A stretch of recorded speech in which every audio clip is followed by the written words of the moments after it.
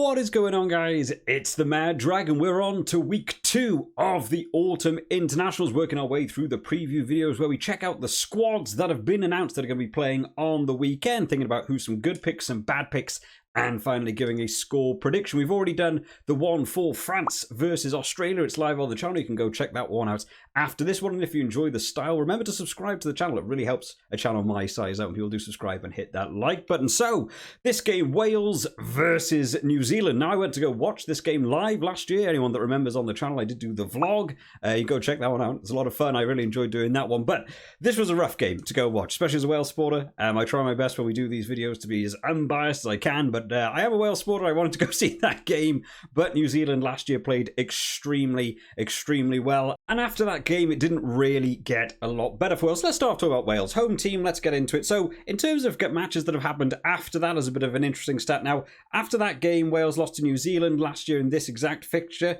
They then went on to lose against South Africa. They did beat Fiji and Australia very barely. I was also at the Fiji game. That was a tight game, needed a red card there to help them out in that one. We went on to the Six Nations where they lost to Ireland, England, France, and Italy. Anyone that remembers that game. And then since then in the Summer Internationals, of course, they had 2 losses to South Africa and 1 win. So Wales's streak in the recent games hasn't necessarily been the best. They'll want to try and improve, but New Zealand is an extremely hard team to bounce back from, especially a team that's been playing in like the Rugby Championship, got a bit more time on the pitch in the last couple of months. So taking a look at the Wales team that has been announced, starting off in the front row, we have Gareth Thomas, Ken Owens, and Thomas Francis come in now. Now, I see Ken Owens back in. One of the big issues for me personally watching the Wales team in the last year, let's sort of extend it that far, has been the lineouts. The lineouts haven't been done very well. Ryan Elias struggling quite a lot in terms of the lineouts when playing in a Wales jersey. Underthrowing, overthrowing, not straight, just not even getting it to the man sometimes. It's been a real trouble area for Wales, and if you lose that platform, you have no chance to launch any sort of attack, especially against a team like New Zealand that will absolutely thrive on destroying your lineout. They've got good jumpers. You can't afford to give them that time. So nice to see Ken Owens in. Hopefully can try and get that line out sorted a little bit for them. In the lock department, Will Rowlands and Adam Beard. A lot of people probably expecting to see Alan Wynne-Jones in here, but you know what? This is a partnership that's becoming more and more consistent now. Will Rowlands and Adam Beard. I thought Adam Beard did really well as well when we went off with playing in South Africa, but also with the Lions series. So I think he's a good player at the minute. I would probably keep him on really over Alan Wynne-Jones. But again, as I say in these sorts of videos, Will Rowlands for me, it's just the penalty count. Just every game I see him, and even when he gets man of the matches, there's still a penalty count behind him of 5-6 penalties in a game. Just keep it under wraps, and I think he can play really well. In the back row, Justin Tipperick comes back into the side. The surprise captain took a lot of people by shock that he came straight back in, took over the captaincy role, but he's also going to be on that number 6 shirt in flanker rather than 7, where a lot of people are used to seeing him, because Tommy Raffel is going to be in that number 7 shirt. He's been playing well recently, so glad to see him in the side actually. And then Talupe Faletau, who I believe has been doing some good work over in club level, so nice to see him also in this side. 1 to 8. I think there's an argument made for that there's potentially a better 1 to 8 in Wales, but again, injury statistics for Wales is enormous, as it seems to have been for the last 3 years. There's just always a long list of injuries along the way. So I think with the players sort of left and who's available, I think this is a perfectly good 1 to 8, but they may begin to struggle potentially in terms of scrummaging later on into that game against a team like New Zealand. In the halfback partnership, Thomas Williams and Gareth Anscombe, of course, no bigger at the minute in terms of this team, which is why Tipperick probably also had the captaincy role for this one. Yeah, I think the scrum half position is still quite a competitive spot, not necessarily in the best way. It's not like one of those teams where so many people are showing off so much. It's who do we pick every week. It feels a bit more recently like, oh, who do we pick? So hopefully Thomas Williams can get involved and really show off. At one point, he was my first choice in terms of scrum half for Wales. So hopefully he manages to get back up to that level. And then Gareth Anscombe, nice to see in that 10 shirt after his massive injury he had, what was it, a year or 2 years ago now? It's nice to see him coming back in.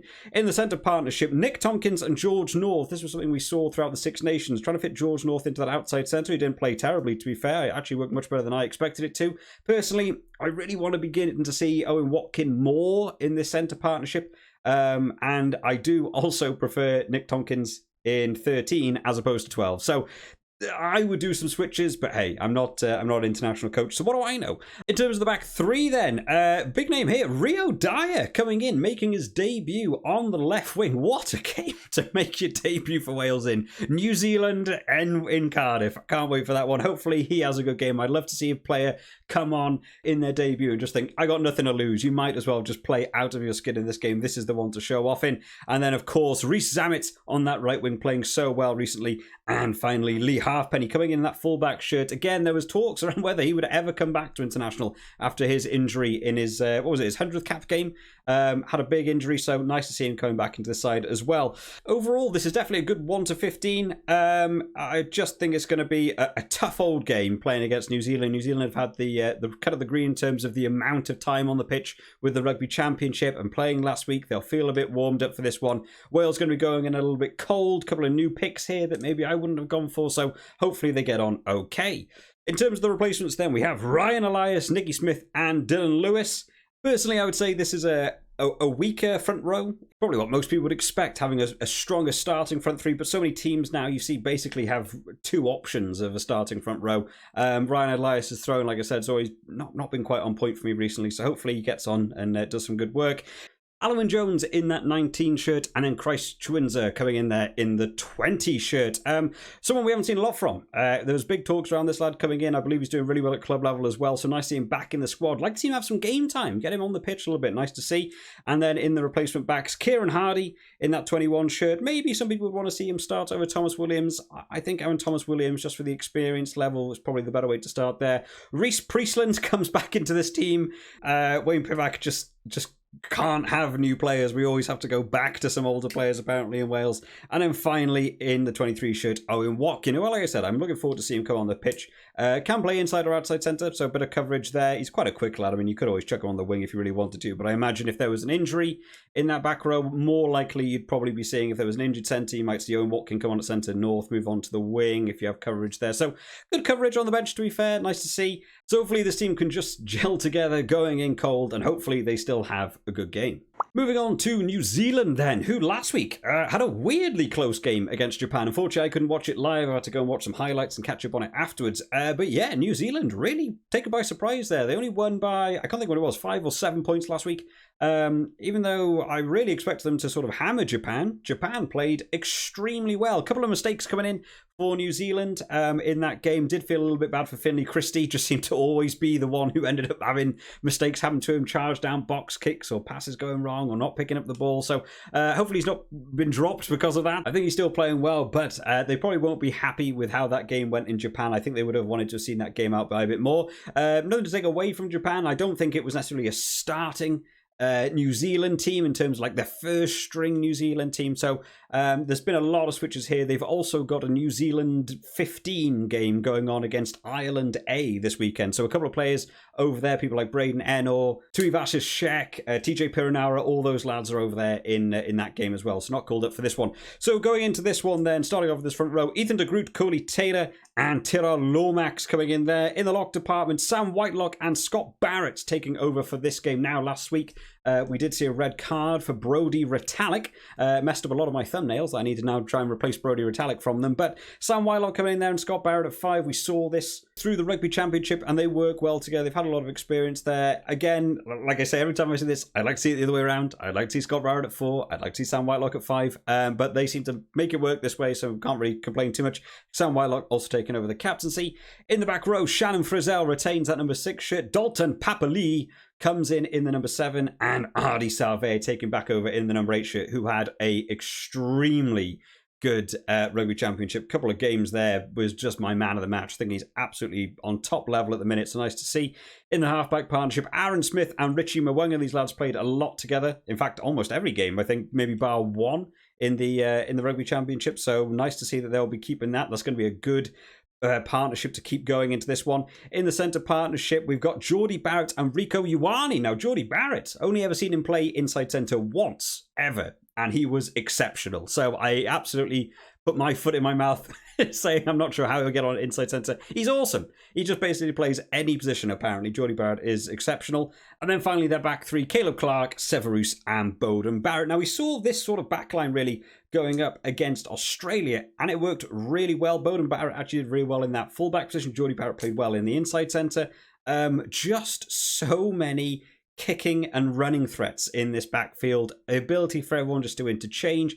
Jordie Barrett, Beauden Barrett, both of them can play fullback. They can also both play at number 10. You've got Rico Ioane. You can also move to the wing. If you desperately need him to, Caleb Clark just chucks himself in as a forward and knocks people out with his hip. This is a strong 1-15, and we've even got some past tests very recently to see just how well this team works together. So overall, a really good team. I think they're going to potentially bring down some pain in the Principality. In terms of the replacements then, Tauki Aho coming in there alongside Tuanga Fassi and Fletcher Newell. You'll probably notice that Tuanga Fassi has a star next to his name. That's not, of course, for debut. That's for his 50th cap.